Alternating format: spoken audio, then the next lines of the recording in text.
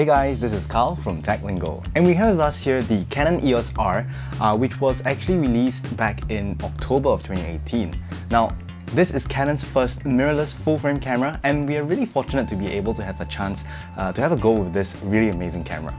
Now, I've actually gotten my first Canon DSLR back in 2008, so it's been about 10 years or so, of me using Canon cameras. So you can say that I'm a little bit familiar with the Canon controls as well as the UI.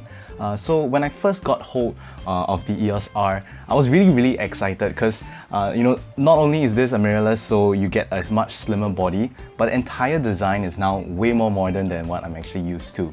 So it only took about a while, and it was definitely quick and easy to actually get started with this particular camera. So without further ado, let's get started on our full review.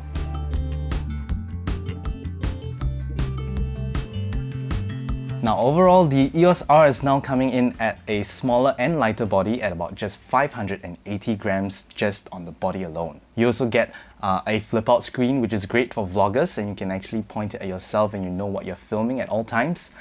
Even better so if you're looking at capturing photography at a really hard to reach angle, because you can flip the screen at any angle that you like. The Canon EOS R now makes use of a new range of lenses called the RF lens, and there are about 5 existing ones right now, but definitely more to come in the future. And if you have existing EF or EFS lenses, you can always mount it onto the EOS R using a lens adapter. Now, the kit lens that we're using here is a 24 to 105mm f4L lens, which is why you see this iconic red ring around Canon lenses. It definitely has amazing clarity, but there is some weight to it, so even though the body is just coming in about 580 grams, the lens adds on to about another 700 grams to the overall build of this camera. This particular lens also features a lock button, which allows you to lock it at 24mm. This is really useful because if you're talking about the lens that I'm using right now, the 17 to 85 kit lens, which is a really old lens, over the years, the mechanism do get a little bit loose, so when you're pointing the camera down, it inadvertently just droops out. So I thought this particular lock button was really useful. Now, the RF lenses also come with this new thing called the control ring, and you're able to actually adjust any of the parameters, whether it's the ISO, your aperture, your exposure, etc. You just set it in the main menu of the camera. Well, I didn't really see myself using it that much because sometimes I might accidentally just shift it when I'm moving it in and out of my bag, or when you're passing it over to someone without knowing, you might accidentally change those really crucial parameters. There is also a lock button to actually allow you to ignore any of these adjustments, but it kind of defeats the purpose if you're looking for something that is convenient to adjust. I also like that Canon has upgraded the USB port to a version 3.1 Type-C port, which allows for much faster file transfers.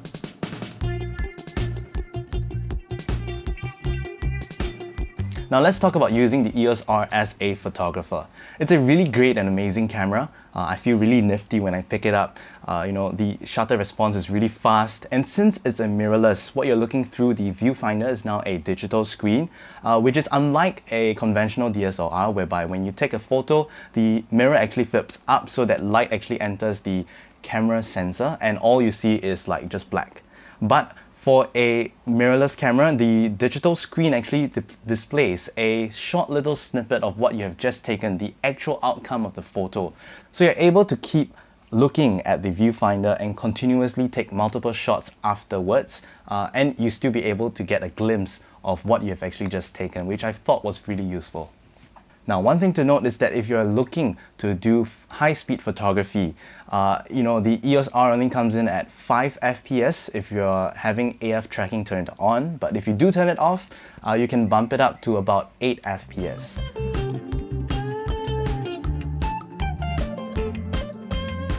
Now let's talk about using the EOS R for video. Here's where I kind of expected a little bit more. But let's just start talking about what we really like about the EOS R for video. You have the usual microphone port for external microphones, as well as a headphone jack for you to be able to listen to what the camera is actually picking up. It does come built in with stereo microphone, but the audio quality is pretty just average. I would still prefer to be using a dedicated microphone, again connected to that microphone jack. You can also connect an external monitor through the HDMI output to do recording, especially if you want to record uncompressed 4K footage at 8-bit or even 10-bit. Now, a lot of other reviewers out there will also share the same sentiments, is that you do really get great autofocus on all the Canon cameras. And this was especially true if you can have a look at our footage that we took in Shanghai, links in the description below. You know, autofocus is really smooth and you don't really get any jumpy action from the lens. Now you're able to film, of course, in 4K, 1080p, 720p at 24 frames per second or 25 or even 50 frames per second.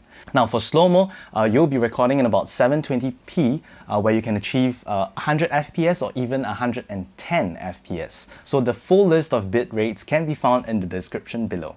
Another thing that a lot of video professionals will really like about this camera is that you're able to shoot in Canon log. Now this is a totally unfiltered and untouched version of whatever footage that you're filming so that you can do color grading in post.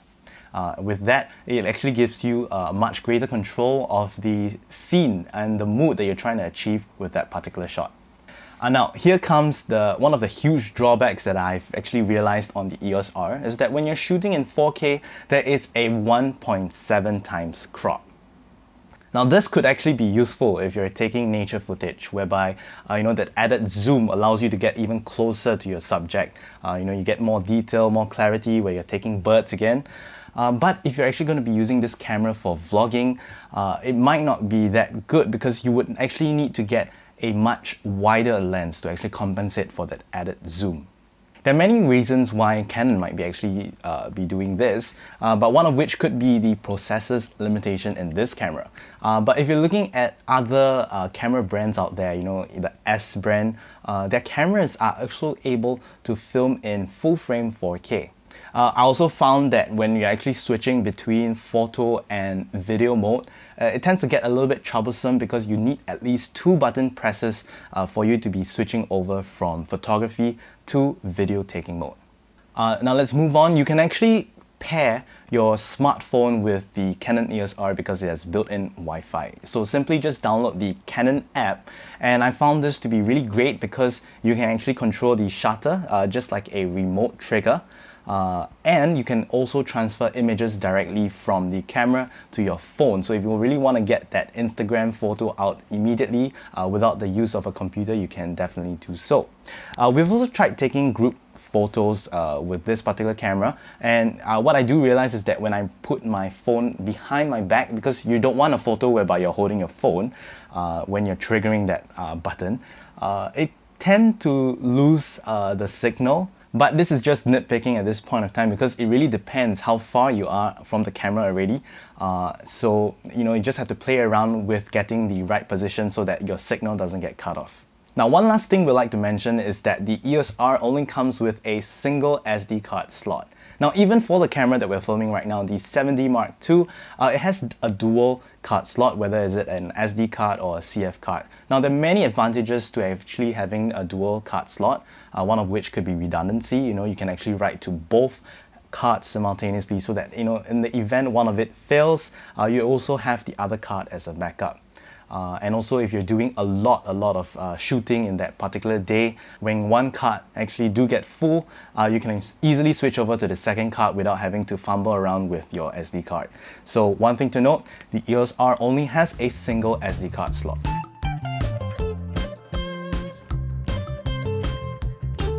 Now in conclusion, there's a lot to love about this particular camera. You know, we'll recommend it depending on what you're going to be using this particular camera for. If you're going to be using it for photography, just do take note of the 5 FPS or the 8 FPS on the EOS R. Now for video taking, here's whereby you need to be a little bit more cautious. Like we've mentioned about the 4K 1.7 times crop. Do identify your use cases to make sure that none of this actually affects what you are looking to capture with the EOS R. Finally, the EOS R is going to be priced on a slightly higher end. The body is going for about 3,399 Singapore dollars, and if you're looking to get the kit bundle with the 24 to 105 millimeters kit lens, that will set you back at about 4,898 Singapore dollars. We hope you've enjoyed our full review of the Canon EOS R. Feel free to leave your questions or suggestions down in the comment section below. Don't forget to subscribe to our YouTube channel for the latest tech reviews and recommendations from Singapore. This is Kyle signing off.